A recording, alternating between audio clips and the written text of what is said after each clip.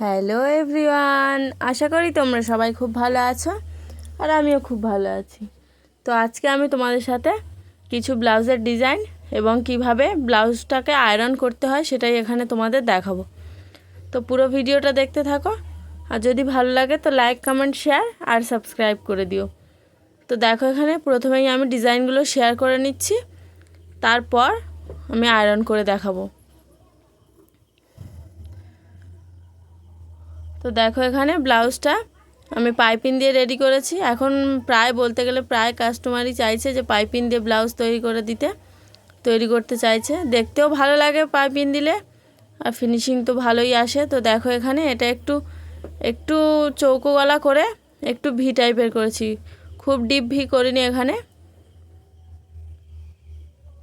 এখানে সিম্পল লটকন দিয়ে দিয়েছি আর হাতাতেও পাইপিং দিয়েছি। তো ডিজাইনটা কেমন লাগছে সেটা আমাকে কমেন্টে জানিও। এটা একটা বোম্বে কাট ব্লাউজের উপরে করা। এখানে যে কটা ব্লাউজই দেখাবো সব কটাই বোম্বে কাট। তো পুরোটা দেখতে থাকো।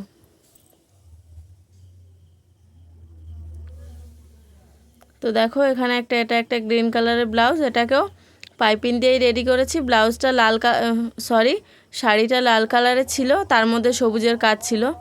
তো এখানে ব্লাউজ পিসটা সবুজ দিয়েছিল, তার জন্য পাইপিংটা আমি এখানে রেড কালার দিয়েই করেছি।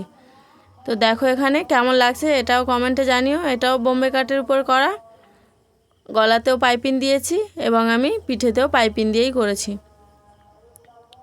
এগুলো আয়রন করা হয়নি, এরপর আয়রন করে তোমাদের আমি আরেকবার দেখাবো। তো দেখো, এটা একটু ঘর টাইপের ডিজাইনটা করেছি। আয়রন করলে পাইপিংটা খুব সুন্দরভাবে বসে। তো এটাও সিম্পল লটকান, একদম এই ডিজাইনগুলো একদম সিম্পলের উপর, দেখতেও ভালো লাগে পাইপিং দিয়ে করলে। তো আমার কাস্টমার একটু সিম্পল ব্লাউজই পরতে পছন্দ করে, তার জন্যই এরকমভাবে করা।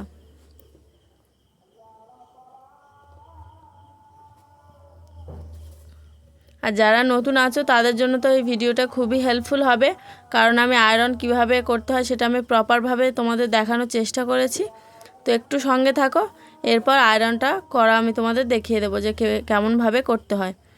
তো দেখো, এটাও বোম্বে কাটের উপরে করা। এটা এরকম অফ হোয়াইট কালারের শাড়িটা ছিল, তো আমি তার সাথে একটু রেড কালার দেওয়ার চেষ্টা করেছি। কেমন লাগছে কম্বিনেশনটা সেটাও আমাকে জানিও। এটা একদম সিম্পল গোল গলা, পিঠেতেও আমি এরকম পাইপিং দিয়ে দিয়েছি, আর আমি লটকানগুলোতেও পাইপিং অ্যাটাচ করেছি। তো কেমন লাগছে এটাও কমেন্টে আমাকে জানিও।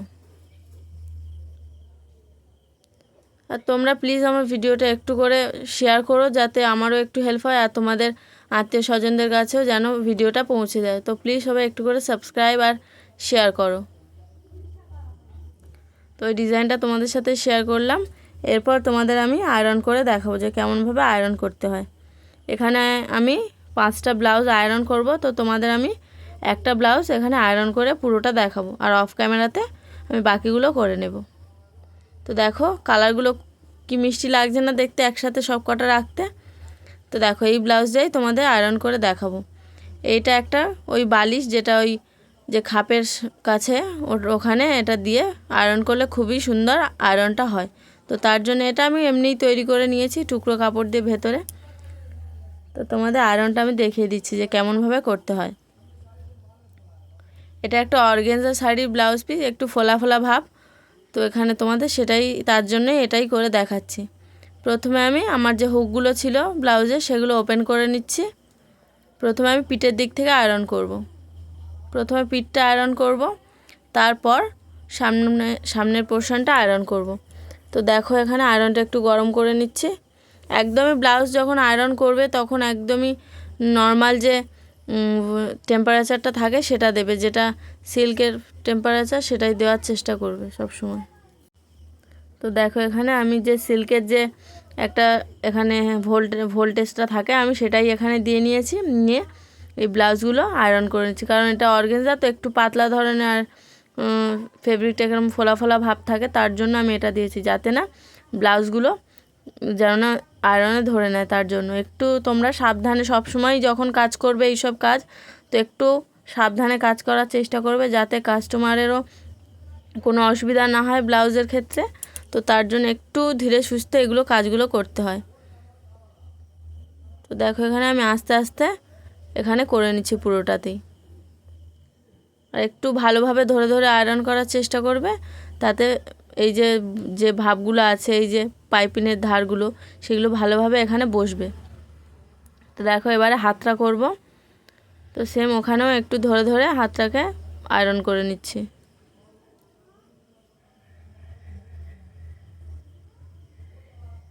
আমি যখনই আয়রন করি তখন এরকম একসাথে 5-6টা করে জিনিস নিয়ে বসি, কারণ একটা একটা করে আয়রন করতেও ভালো লাগে না। একটু একসাথে অনেকগুলো হলে একসাথে কাজটাও হয়ে যায়, তার জন্যই একসাথে এরকম নিয়ে বসি অনেকগুলো করে। তো দেখো এরপর সামনের পোর্শনটা আয়রন করব।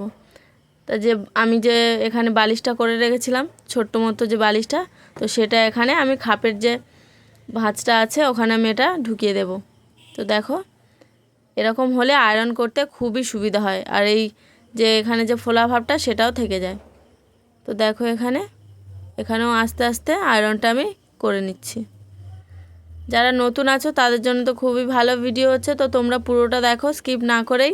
আর যদি ভালো লাগে তো লাইক, কমেন্ট, শেয়ার আর একটা সাবস্ক্রাইব করে দিও।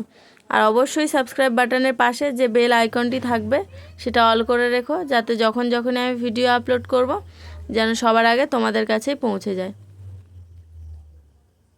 আর পারলে সবাই একটু প্লিজ শেয়ার করো আমার ভিডিওটা।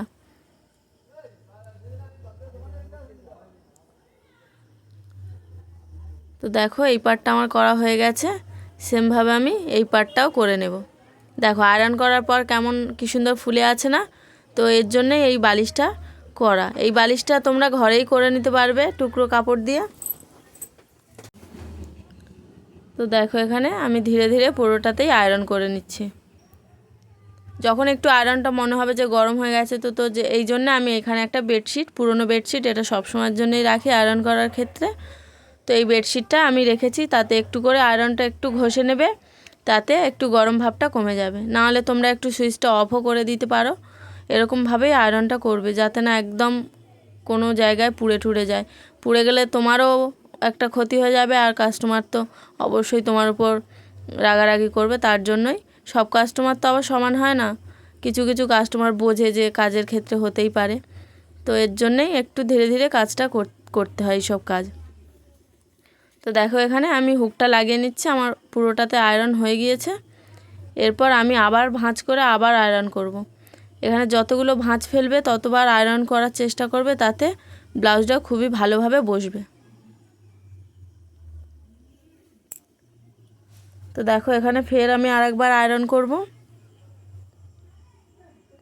দেখো এখানে আমি আরও একবার করে আয়রন দিয়ে নিচ্ছি।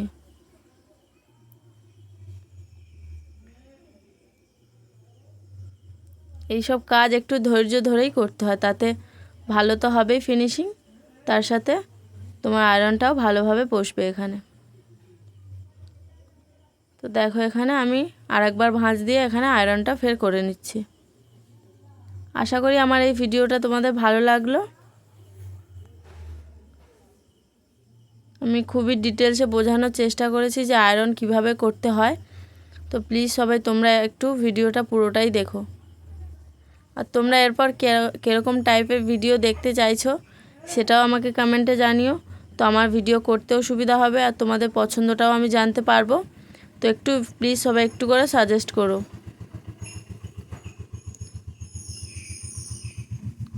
তো দেখো এখানে আমার পুরোটাই আয়রন করা হয়ে গিয়েছে। আমি এখানে আয়রনটা সরিয়ে নিচ্ছি। তো অফ ক্যামেরা আমি সবগুলোই এরকমভাবেই করে নেব। তো দেখো এখানে অফ ক্যামেরাতে আমি সবগুলোই করে নিয়েছি। কত সুন্দর দেখতে লাগছে না কালারগুলো একসাথে ফেলতে? তো আশা করি আমার ভিডিওটা তোমাদের ভালো লেগেছে। তো ভালো লাগলে লাইক, কমেন্ট, শেয়ার আর একটা সাবস্ক্রাইব করে দিও। আর অবশ্যই সাবস্ক্রাইব বাটনের পাশে যে বেল আইকনটি থাকবে সেটা অল করে রেখো। তো আজকে আসি, টাটা, সবাই ভালো থেকো, সুস্থ থেকো।